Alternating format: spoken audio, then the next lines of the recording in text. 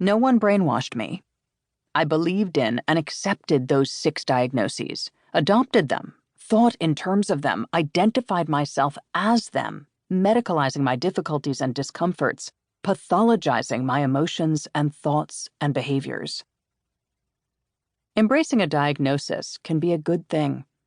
It can increase the likelihood that a person will get help. It can lead someone to find a community of people who suffer from the same diagnosis. It can empower a person. But it led me into a spiral. Each diagnosis was a self-fulfilling prophecy. The sicker I believed myself to be, the more evidence I found confirming I was sick. The more evidence I had, the more certain I became. The more certain I became, the more willing I was to undergo treatments. The more treatments I underwent, the sicker I believed myself to be. It's too easy to lay blame, but I do. I blame a book, the Diagnostic and Statistical Manual of Mental Disorders, DSM. How can I blame pages, words, letters, dots, dashes, lines, marks on paper? Because the DSM is powerful. Jeffrey Lieberman, former president of the American Psychiatric Association, APA, called it the most influential book written in the past century. Sociologist Alan Horwitz, author of DSM, A History of Psychiatry's Bible, writes that it controls the diagnoses we receive and how we think about them. Which might be fine if the DSM had scientific merit. Which it doesn't.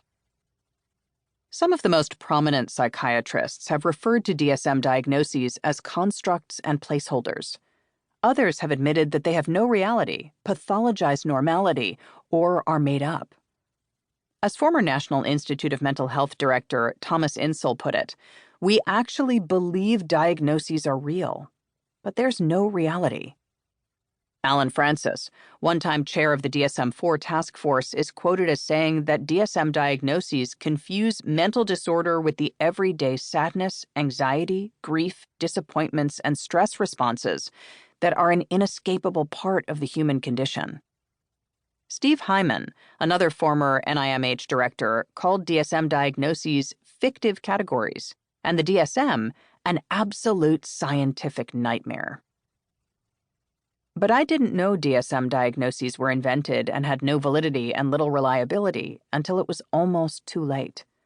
Validity, which is considered the most fundamental principle in medicine, would mean that DSM diagnoses can be objectively measured, which they can't. Reliability assumes that multiple clinicians presented with the same patient can rely on the symptoms listed in the DSM and will consistently agree on the patient's diagnosis, which they can't. It's tempting to fault the DSM's authors, those members of the APA who wielded those words and punctuation marks. How else did so many unproven diagnoses end up on the most recent edition's many, many, many pages? Over the editions, the number of diagnoses and spectrums and subtypes has grown.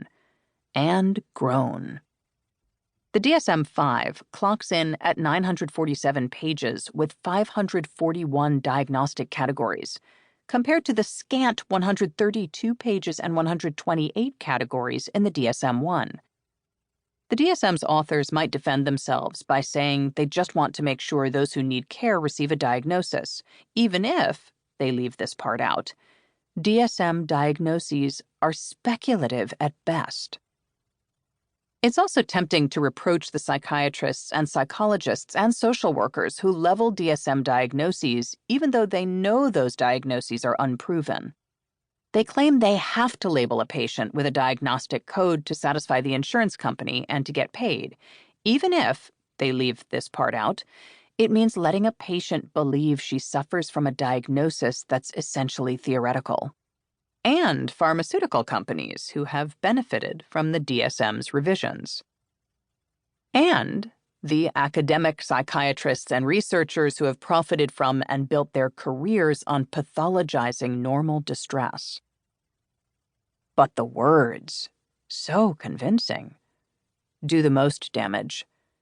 They've taken on a life of their own. The DSM has become, as some say, a work of culture.